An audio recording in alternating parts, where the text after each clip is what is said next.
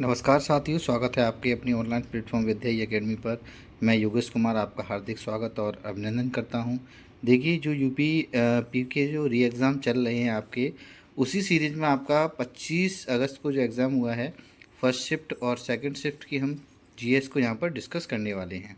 काफ़ी महत्वपूर्ण आपका ये सेशन रहने वाला है। अगर आपको सेशन पसंद आए तो लाइक कीजिए, और अगर आप हमारे चैनल पर नए हैं तो चैनल को सब्सक्राइब कर लीजिए। चलिए, देखिए, पहला प्रश्न है हमारा कि सितंबर 2016 को समाप्त तिमाही में भारत के सकल घरेलू जीडीपी में कितने परसेंट की वृद्धि की गई थी?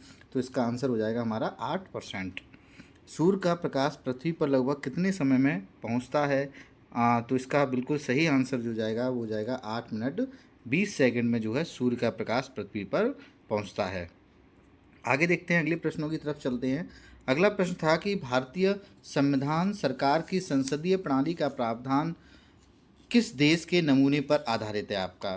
तो इसका बिल्कुल सही जो आंसर होगा वो क्या जाएगा आपका? यूनाइटेड किंगडम हो जाएगा आपका। एमपीसी का पूर्ण रूप क्या है आपका? तो देखिए, एमपीसी है जो, उसका पूर्ण रूप क्या है? तो उसका पूर्ण रूप होगा आपका मॉनेटरी पॉलिसी कमेटी। इसका क्या आंसर सही हो जाएगा? डी आंसर जो है इसका बिल्कुल सही आंसर हो जाएगा।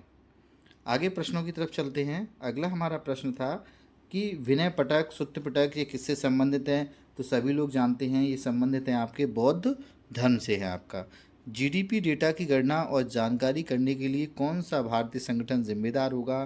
तो इसका बिल्कुल सही आंसर होगा राष्ट्रीय सांख्यिकी कार्यालय, जिसको हम एनएसओ के नाम से जानते हैं।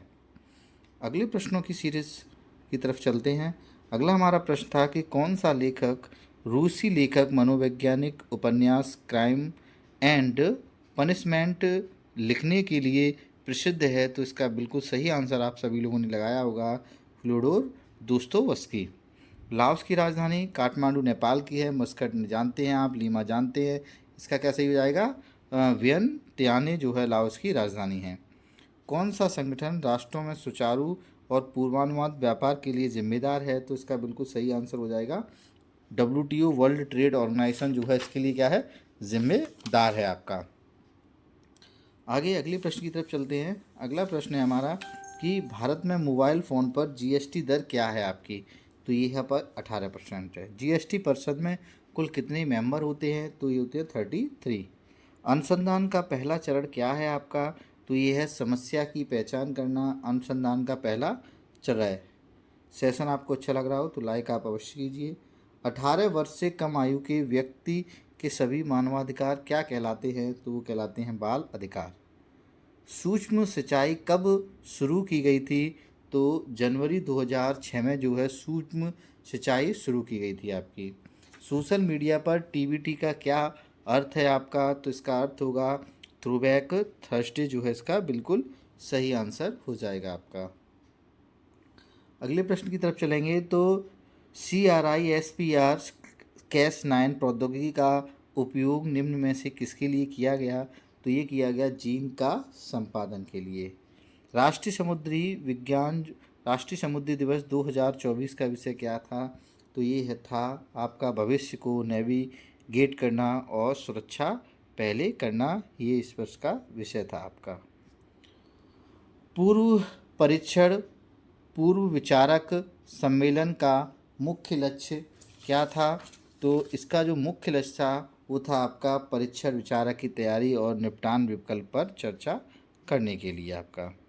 नेक्स्ट प्रश्न था कि सोशल मीडिया जैसे इलेक्ट्रॉनिक माध्यमों का या तरीके से उपयोग करने में डराने, धमकाने, उत्पीड़न बदनाम करने के लिए किस मानसिक पतन का प्रयोग किया जाता है? तो साइबर धमकी का प्रयोग किया जाता है आपका। अगले प्रश्न की तरफ चलेंगे। अगला प्रश्न है हमारा कि भविष्य की वैश्विक अर्थव्यवस्थाओं को आकार देने में आर्टिफिशियल इंटेलिजेंस AI की क्या भूमिका है आपकी? तो इसकी जो भूमिका होगी वो है, यह नवाचार, उत्पादकता और आर्थिक विकास को प्रेरित करता है आपका। और आप सभी लोगों को पता होगा कि महात्मा गांधी ने जो भारत में 1915 में वो वापस आए थे, उसके बाद सबसे पहला जो चंपारण सत्याग्रह उनके द्वारा चलाया गया आंदोलन था। भारत छोड़ो आंदोलन किसके जवाब में शुरू किया गया? तो देखिए, क्रिप्स मिशन जो भारत आया था उसी के विरोध में जो है भारत छोड़ो आंदोलन चलाया गया था आपका। भारतीय संविधान का कौन सा अनुच्छेद जो है आपका किससे संबंधित है आपका? सीमाओं नामों प्रावधान करता है तो अनुच्छेद 3।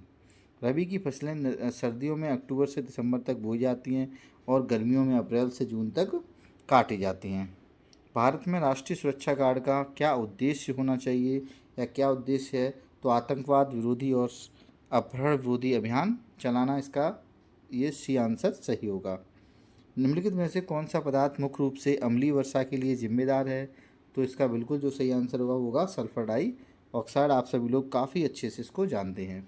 कौन सा देश पवन ऊर्जा का दुनिया का सबसे बड़ा उत्पादक देश होगा? तो वो क्या आंसर हो जाएगा आपका? चाइना। भारत के उपराष्ट्रपति कौन है? देखिए, एक मंत्रिमंडल 3.0 से प्रश्न पूछा ही जा रहा है, तो जून 2023 तक पूछा है, तो आपके कौन आएंगे?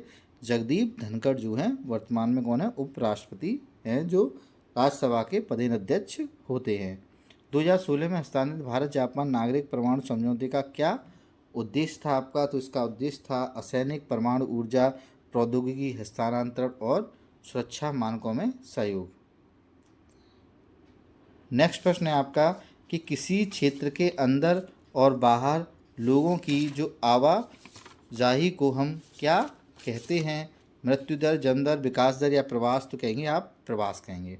अलीगढ़ मुस्लिम यूनिवर्सिटी की स्थापना किस वर्ष की गई? तो 1920 में।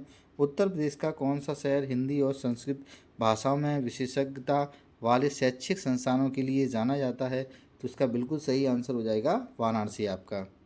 नेक्स्ट है कि कौन सा अर्थशास्त्री भारतीय कल्याणकारी अर्थशास्त्र पर अपने काम के लिए जाना जाता है और उसे 1998 में आर्थिक विज्ञान के लिए नोबेल पुरस्कार दिया गया? तो वो व्यक्ति हैं आपके कौन? अमर्त्य सेन है आपके। कौन है? अमर्त्य सेन है आपके। आगे की तरफ चलेंगे तो जैन ऑयर किस लेखक ने लिखी है? तो ये लिखी गई पुस्तक है आपकी शार्लेट ब्रांटो के द्वारा। ट्विटर एक पर आधारित संचार मंच होगा, तो किस पर आधारित होगा? SMS पर होगा। भारत दर्रा किसके बीच है? भारत और चाइना के बीच है आपका। दक्षिण कोरिया की मुद्रा को हम किस नाम से जानते हैं? तो वॉन के नाम से हम दक्षिण कोरिया की मुद्रा को जानते हैं। आक्रमण वह हमला है जब कोई कंप्यूटर सिस्टम या नेटवर्क वायरस को हो जाता है, तो उसको हम क्या कहेंगे? उसको कहते हैं हम मालवेयर। तो देखिए, ये आपका 25 अगस्त का जो एग्ज़ाम हुआ था आपका फर्स्ट शिफ्ट का, उसकी आपने GS को यहाँ पर संपूर्ण कवर कर लिया है। अगर आपको वीडियो अच्छी लगी हो तो लाइक कीजिए और चैनल पर यदि आप नए हैं तो चैनल को सब्सक्राइब कर लीजिए और बेल आइकन का नोटिफिकेशन आप ज़रूर ऑन कर लीजिए। आने वाली वीडियो का नोटिफिकेशन आप तक सबसे पहले पहुँच पाएगा। आज के लिए धन्यवाद। शुभ रात्रि। जय हिंद, जय भारत।